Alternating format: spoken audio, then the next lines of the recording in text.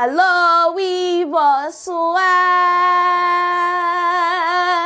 I'm in a really good mood today. I apologize. I'm Mademoiselle in sa deuxième Chanel. And as you guys can tell by the title of this video, we're going to be talking about giving money to spirits for favors. Now, before we get into this video, this has been highly requested. A lot of you guys constantly ask me about this in my DM, in my emails, on my other platforms.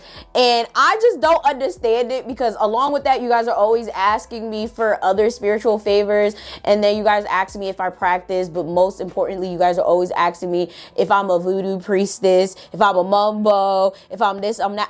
I don't practice, y'all. I don't practice. I cannot help you with anything. I will say yes, I'm a cal baby, C-A-U-L, not a cow, a cal baby, moins fait à coiffe. So yeah, maybe I can help you with something, but I'm just baby spiritual. I'm down here, okay? Maybe I do have some gifts that I have not explored yet, but since I don't practice, it is best that you seek the help of someone that is way up there, okay? I don't know.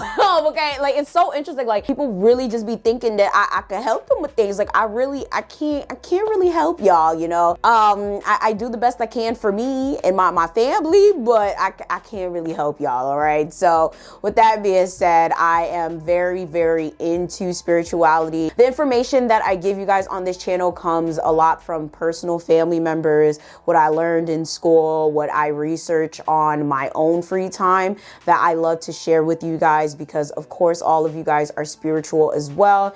I believe in literally almost every spiritual practice out there, which I guess makes me an omnis. I'm still trying to figure out exactly where I fall. So please, with that being said, respect everybody's opinions down below because if I don't check you, one of my followers is going to check you. So of course, as I said, we're going to be talking about giving money offerings to spirits for favors. Now, mainly we're going to be talking about deities, lois, orishas, things like that. Very, very general.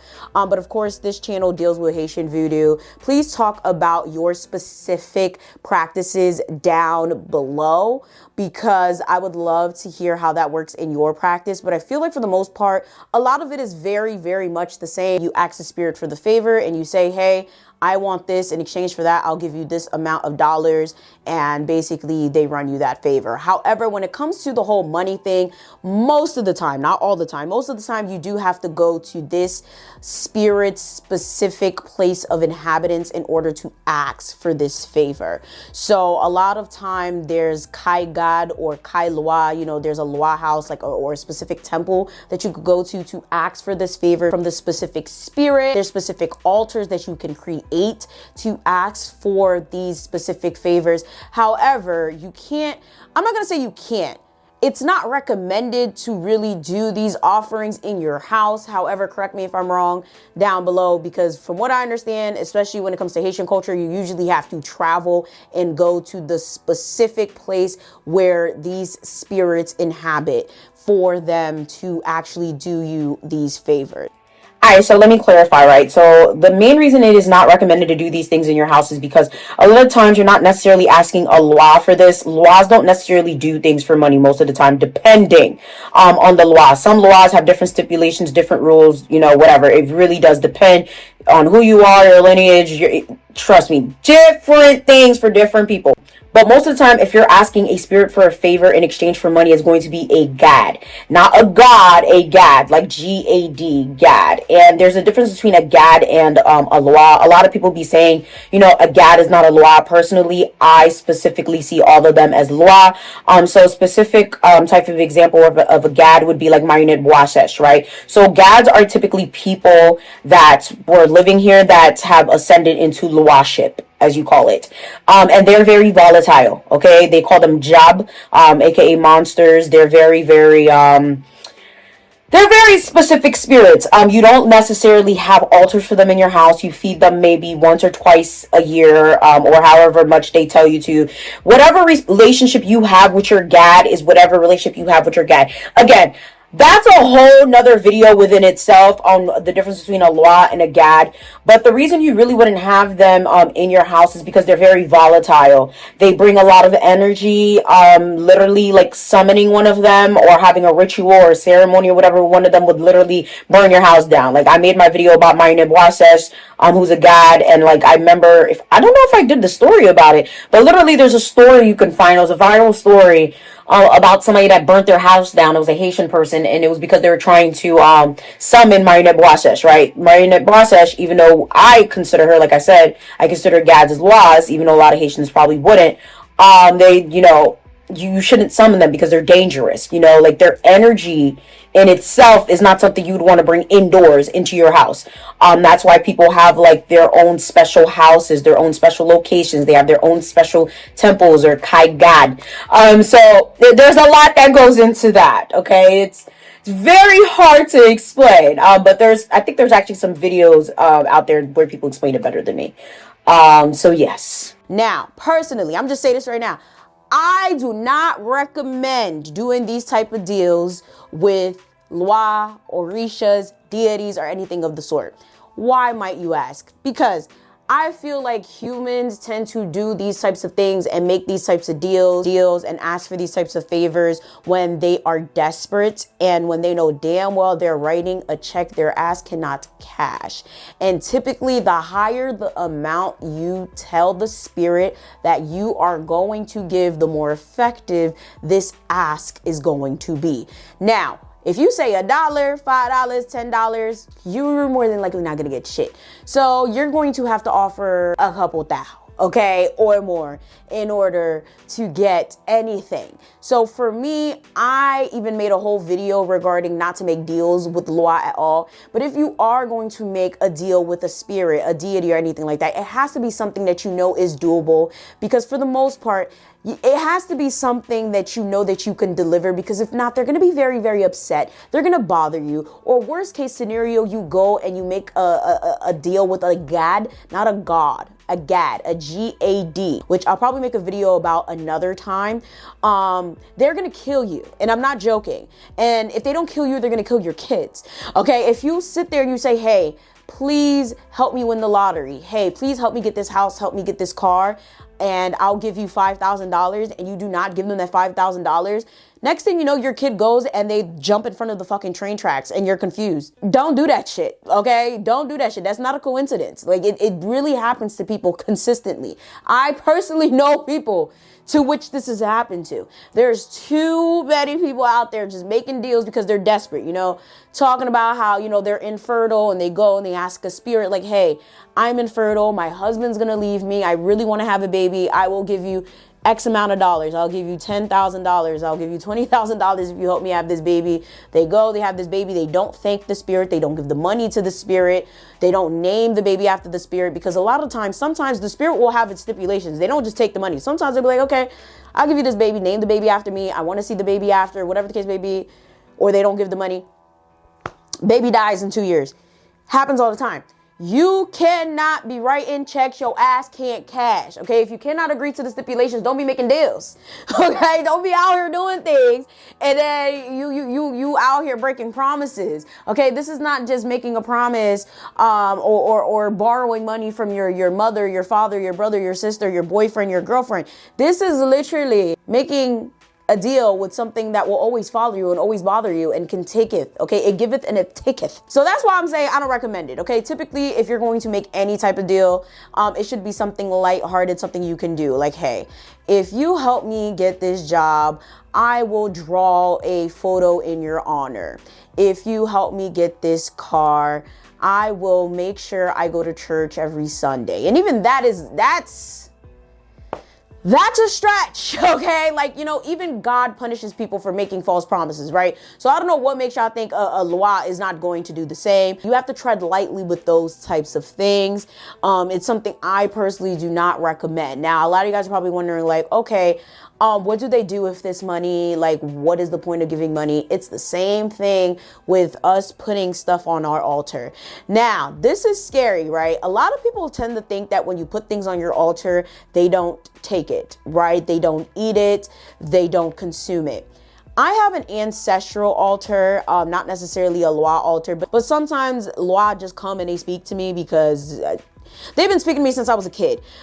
So the thing is with me, my gift entails me speaking with the dead. I can't really see the living, but this is it's a sense of conflict because my mom's side of the family, their spirits are more of the living spirits. Meanwhile, my dad's side is more of the dead spirits. They resonate more with me, and they were more of the ones that saved me in my mother's womb. Not saying that my mom's spirits didn't, but they more have claimed me more than my mom's side. So I can see them more than I can see my mom's side. Hence why typically I can't see like earth spirits. So I can't see fairies, I can't see goblins, I can't see gnomes. And you guys probably like, Yvana, those things aren't real. Okay, suit yourself. What I'm saying is I could see ghosts, I could see all that shit. I could see if someone's going to die, I could see that type of things. My gifts are more associated with death. So I guess I'm considered a seer. So I could conjure, oh, that's weird. I could conjure death in a way. It's so weird. So my altar has a lot to do with the things that are a little less live. If that makes sense. But it's more of an ancestral altar. Meanwhile, so if any of the spirits on my mom's sides of the family come through, they're just like, oh, we're not going anywhere near those spirits. Now you guys are probably like, wait, what? So in Haitian culture, right? Haitian voodoo, there's a lot of discrimination, okay? So I've told you guys numerous times, there's the Guédé Loi, the Petrol Loi, the Rada Loi. So they're all different. We have the Loi that come from Africa, the Loi that are mainly Haitian, the Loi that are dead, the Loi that are living in a way.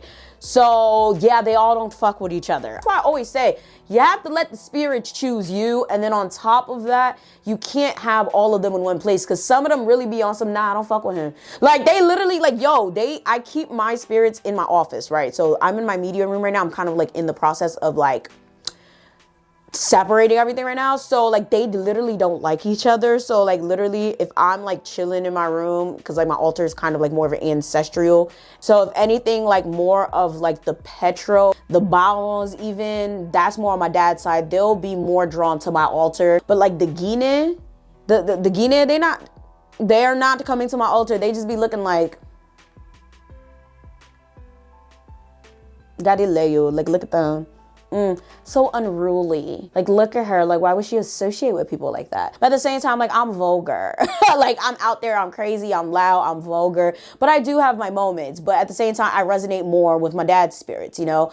I resonate more with the Barons, the COZs. You know, I'm more, you know, over there. You know, so, but yeah, there's a lot of discrimination over there. That's for a whole other video for a whole other time.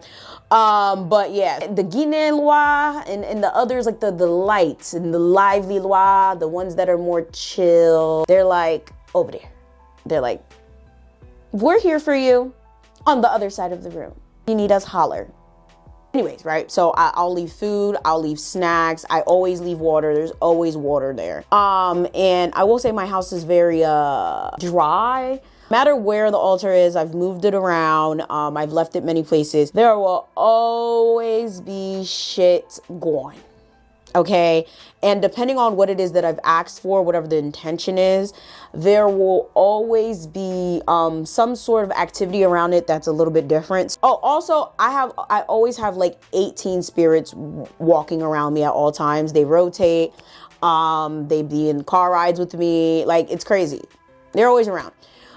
So on top of that, so depending on the intention of my life, depending on what's going on in my life, the intentions that I set, the stress levels or whatever it is that I ask for, my candles will burn faster, they will burn slower, whatever the case may be. So with that in mind, I change whatever offerings that I give, but usually I'll leave some sort of alcohol and it will always be drunk. I don't know, comment down below if this happens to you too. Like yesterday, I had put out, not even yesterday, over the weekend, I left out a shot. Cause I ain't had shit else, I ain't had no fruit. So I was like, shit, y'all gonna have to do with a shot and some water. I'll come back and figure out what I'm gonna give y'all. While I come back, half the shot, more than half the shot was gone. And I'm like, Like, and you could see the line on the glass. I said, oh my God, like this is scary, but not really. Like, oh my God, you gotta drink it. And my candle, like, is almost done. It's only been lit for less than 24 hours. My candles usually last like at least 3 days. I was like, okay. And I asked for a specific intention, and it's been working. And it's crazy how fast these things work. Okay, it's scary. You know, if you ask, they will deliver, as long as you give whatever it is that you said that you will give. Sage, really? As soon as you stop delivering what you say that you would give, that's when problems start to arise. I don't want to hear nobody say, oh, well, see, that's why I'm a Christian. Because you see, it sounds like a lot of work. Okay, well, I'm pretty sure if you tell God I'm going to go to church every single day, if you make sure I get this Benz, he's not going to be too happy with you, and bad things are going to start happening in your life, because I've seen it happen to people. Okay, you can't tell anything in the spirit realm. Okay, whether it's God or an Orisha or whatever the case may be. Oh, I'm going to do this if you give me that, and not expect to have consequences if you don't actually do it. You cannot be writing checks that your ass can't cash. Hence why when it comes to the money offering thing, it should not be in your house, because let's be real, a lot of us are going to take the money, we're going to spend it, we're going to do all types of bullshit with it. If anything, the money should always be at a specific altar dedicated to whatever spirit that you are speaking to, because let's be real, like, history shows humans are pieces of shit. People be thinking the spirits don't eat the food, they don't drink the drinks. They do, because there's also another spirit on my mom's side. I think it's a specific type of spirit, because I ain't never heard of the spirit anywhere else. Okay, but apparently if you leave food out for him and he actually fucks with you, because apparently he don't fuck with people that fuck with other spirits. So if you mess with him, you can only mess with him. So he can't mess with me. He shows up for me though. Like, he'll show up, but he sits in the corner because he don't mess with my dad's spirits. Specifically with his Urzuli spirit, they don't like each other at all. Like, they curse at each other every time. It's really sad. So he won't do anything for me, so he won't accept my offerings. But apparently if you leave him an offering, he literally will eat it. It's actually kind of creepy. Like, if you leave him a plate of food, he will eat the whole plate of food. And there's a couple of deities like that, but there's most other spirits, okay? And a lot of people will attest to this.